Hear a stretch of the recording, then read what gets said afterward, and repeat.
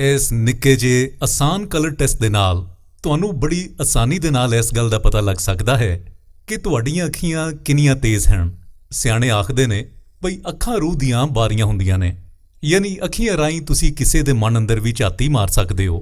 ਹੁਣ ਅਸੀਂ ਗੱਲ ਕਰਾਂਗੇ ਟੈਸਟ ਦੇ ਬਾਰੇ। ਇਸ ਟੈਸਟ ਦੀਆਂ 4 ਸਟੇਜਸ ਨੇ। ਪਹਿਲੀ ਸਟੇਜ ਸੌਖੀ ਏ, ਦੂਜੀ ਥੋੜੀ ਜਿਹੀ ਔਖੀ, ਤੀਜੀ ਉਸ ਨਾਲੋਂ ਔਖੀ ਤੇ ਚੌਥੀ ਸਟੇਜ ਤੁਹਾਡੇ ਵਿੱਚੋਂ ਕੁਝ ਲੋਕ ਹੀ ਕਰ ਸਕਣਗੇ, ਯਾਨੀ ਉਹ ਲੋਕ ਜਿਨ੍ਹਾਂ ਦੀਆਂ ਅੱਖੀਆਂ ਯਾਨੀ ਉਹਨਾਂ ਦੀ ਨਜ਼ਰ ਬਹੁਤ ਵਧੀਆ ਹੋਵੇਗੀ, ਯਾਨੀ ਸੁਪਰ ਆਈਸਾਈਟ। ਪਹਿਲੀ ਸਟੇਜ ਤੇ ਸਾਰੇ ਹੀ ਪਾਰ ਕਰ ਲੈਣਗੇ, ਪਰ ਚੌਥੀ ਸਟੇਜ ਸਿਰਫ 100 ਵਿੱਚੋਂ 10 ਲੋਕ ਹੀ ਕਰ ਸਕਣਗੇ। ਇਸ ਟੈਸਟ ਅੰਦਰ ਤੁਹਾਨੂੰ ਹਰ ਸਟੇਜ ਤੇ 10 ਕਲਰ ਦਿੱਤੇ ਜਾਵਣਗੇ। ਉਹਨਾਂ 'ਚੋਂ ਜੋ ਕਲਰ ਵੱਖਰਾ ਹੋਵੇਗਾ ਤੁਸੀਂ ਉਹਦੇ ਬਾਰੇ ਦੱਸੋਗੇ, ਤੇ ਜੇ ਇਸ ਸਟੇਜ ਤੇ ਤੁਸੀਂ ਫੇਲ ਹੋ ਜਾਵੋ ਤੇ ਤੁਹਾਨੂੰ ਫਿਰ ਅਗਲੀ ਸਟੇਜ ਤੇ ਜਾਣ ਦੀ ਲੋੜ ਕੋਈ ਨਹੀਂ। ਹੁਣ ਅਸੀਂ ਸ਼ੁਰੂ ਕਰਨ ਲੱਗੇ ਹਾਂ ਟੈਸਟ, ਤੇ ਤਗੜੇ ਹੋ ਜਾਓ। ਪਹਿਲਾ ਟੈਸਟ ਜਿਹੜਾ ਬਹੁਤ ਹੀ ਆਸਾਨ ਹੈ, ਯਾਨੀ ਸਟੇਜ 1।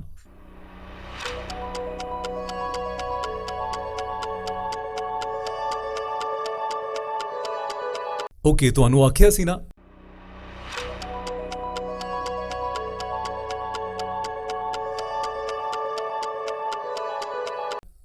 ਓਕੇ।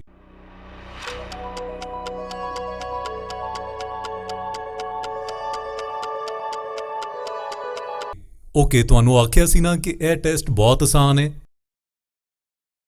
ਹੁਣ ਅਸੀਂ ਵੱਧਦੇ ਹਾਂ ਸਟੇਜ 2 ਵੱਲ। ਇਹ ਸਟੇਜ ਪਹਿਲੀ ਸਟੇਜ ਦੇ ਨਾਲੋਂ ਥੋੜੀ ਜਿਹੀ ਔਖੀ ਹੈ, ਯਾਨੀ ਨਾਰਮਲ ਜਿਹੀ ਹੈ।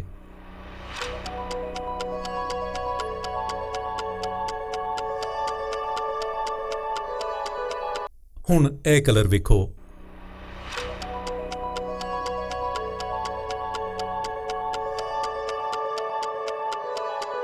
ਮੈਨੂੰ ਪਤਾ ਸੀ ਤੁਸੀਂ ਬੁੱਝ ਲਵੋਗੇ। ਇਸ ਟੈਸਟ ਨੂੰ ਤਕਰੀਬਨ 60% ਲੋਕ ਪੂਰਾ ਕਰਦੇ ਨੇ।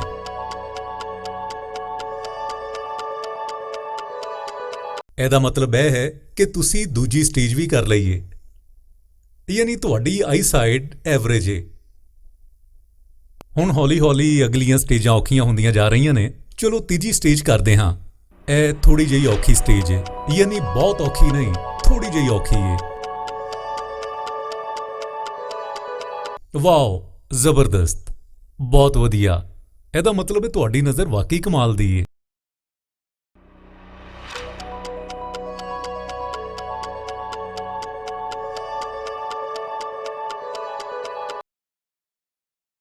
ਇਸ ਕਲਰ ਦੇ ਵਿੱਚ ਬਿਲਕੁਲ ਮਾਮੂਲੀ ਜਿਹਾ ਫਰਕ ਹੈ।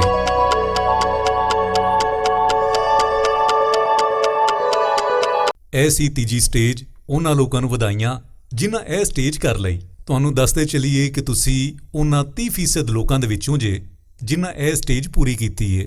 ਤੇ ਜੇ ਤੁਸੀਂ ਇਹ ਸਟੇਜ ਪੂਰੀ ਕਰ ਲਈਏ ਤੇ ਫਿਕਰ ਕਰਨ ਦੀ ਕੋਈ ਲੋੜ ਨਹੀਂ, ਕਿਉਂਕਿ ਤੁਹਾਡੀ ਨਜ਼ਰ ਬਹੁਤ ਚੰਗੀ ਹੈ। ਤੇ ਹੁਣ ਤਿਆਰੀ ਫੜੋ ਚੌਥੀ ਸਟੇਜ ਦੀ, ਯਾਨੀ ਫਾਈਨਲ ਸਟੇਜ। ਇਹ ਸਾਰੇ ਕਲਰ ਤੇ ਇੱਕੋ ਜਿਹੇ ਨੇ।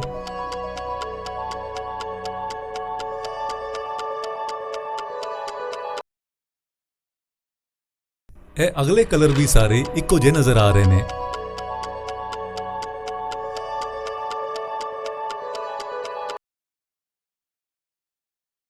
ਇਹ ਤੇ ਵਾਕਈ ਔਖੀ ਸਟੇਜ ਹੈ।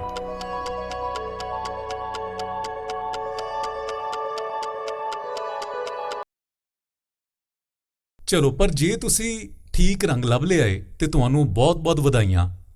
ਤੁਸੀਂ ਸੁਪਰ ਆਈਸਾਈਟ ਦੇ ਮਾਲਕ ਹੋ, ਯਾਨੀ ਤੁਸੀਂ ਉਹਨਾਂ 10% ਲੋਕਾਂ ਦੇ ਵਿੱਚੋਂ ਜੇ ਜਿਨ੍ਹਾਂ ਇਹ ਸਟੇਜ ਪਾਰ ਕੀਤੀ ਏ, ਯਾਨੀ 90% ਲੋਕ ਇਹ ਸਟੇਜ ਦੇ ਵਿੱਚ ਆ ਕੇ ਰਹਿ ਜਾਂਦੇ ਨੇ। ਹੁਣ ਜੇ ਤੁਸੀਂ ਇਹ ਟੈਸਟ ਕਰ ਲਿਆ ਏ ਤੇ ਕਮੈਂਟ ਦੇ ਵਿੱਚ ਜ਼ਰੂਰ ਦੱਸਿਆ ਜੇ ਕਿ ਤੁਸੀਂ ਕਿੰਨੀਆਂ ਸਟੇਜਾਂ ਪਾਰ ਕੀਤੀਆਂ, ਤੁਹਾਡੀ ਨਜ਼ਰ ਕਿੰਨੀ ਕੁ ਤੇਜ਼ ਏ। ਇਹ ਸੀ ਇੱਕ ਨਿੱਕਾ ਜਿਹਾ ਟੈਸਟ। ਉਮੀਦ ਕਰਦੇ ਹਾਂ ਕਿ ਤੁਹਾਨੂੰ ਇਹ ਟੈਸਟ ਚੰਗਾ ਲੱਗਿਆ ਹੋਵੇਗਾ। ਕਮੈਂਟ ਦੇ ਵਿੱਚ ਆਪਣੀ ਰਾਏ ਜ਼ਰੂਰ ਦਿਆ ਜੇ।